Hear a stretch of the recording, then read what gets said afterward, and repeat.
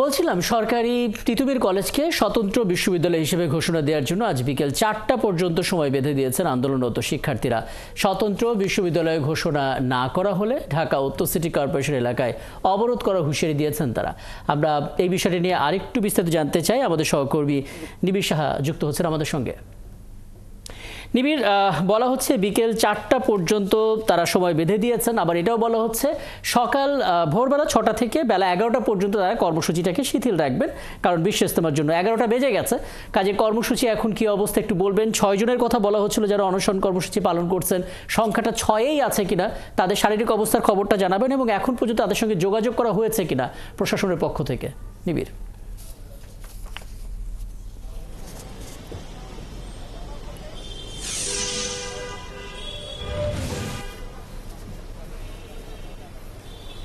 রাকিব, আসলে আপনার শেষ প্রশ্নটি দিয়ে যদি শুরু করি, যে আসলে এখন পর্যন্ত কিছুক্ষণ আগেও আমি শিক্ষার্থীদের সাথে কথা বলেছি, তো তারা যেমনটি বলেছে যে এখন পর্যন্ত প্রশাসন কিংবা শিক্ষা মন্ত্রণালয় কিংবা সরকারের কোনো প্রতিনিধি আসলে এখন পর্যন্ত তাদের সাথে কথা বলেনি।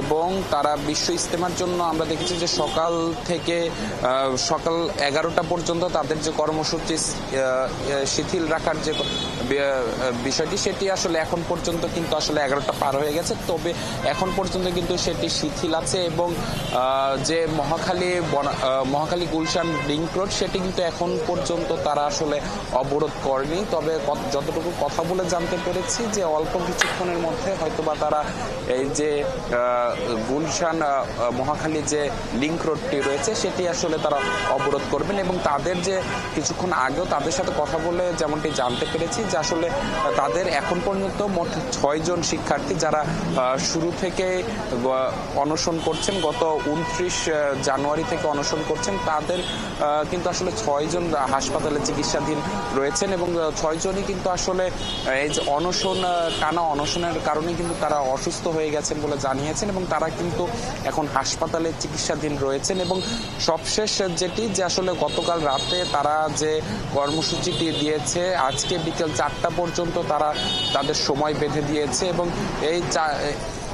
এবং বিকেল 4টার মধ্যে তাদের যে দাবি, সেই স্বতন্ত্র বিশ্ববিদ্যালয়ের রূপান্তরের যে দাবিটি, সেই দাবি যদি মেনে নেওয়া না হয় তাহলে কিন্তু আসলে তাদের যে আবারও উত্তর সিটির ব্যারিকেড কর্মসূচি, সেটি কিন্তু আসলে তারা পালন করবেন। এবং এর অর্থ তারা যেমনটি বলেছেন যে আসলে তাদের ইচ্ছানুযায়ী কিন্তু আসলে ঢাকা উত্তর সিটি কর্পোরেশন এলাকার যে কোনো জায়গায় কিন্তু তারা আসলে ব্লকেট কর্মসূচি পালন করবেন। এবং এই কর্মসূচির আওতায় কিন্তু আসলে এই যে রেলপথ এবং সড়কপথ দুটি কিন্তু অন্তর্ভুক্ত রয়েছে, এমনটি কিন্তু তারা জানিয়েছেন। তো আসলে এখন পর্যন্ত যদি সবশেষ পরিস্থিতি জানাতে চাই, যে আসলে এখন পর্যন্ত কিন্তু আসলে এই তিতুমির কলেজের সামনের যে সড়ক, সেই সড়কের যান চলাচল স্বাভাবিক রয়েছে। তবে অল্প কিছু সময়ের মধ্যে কিন্তু আসলে তারা এই রোডটি অবরোধ করবে বলে আমি জানতে পেরেছি। এবং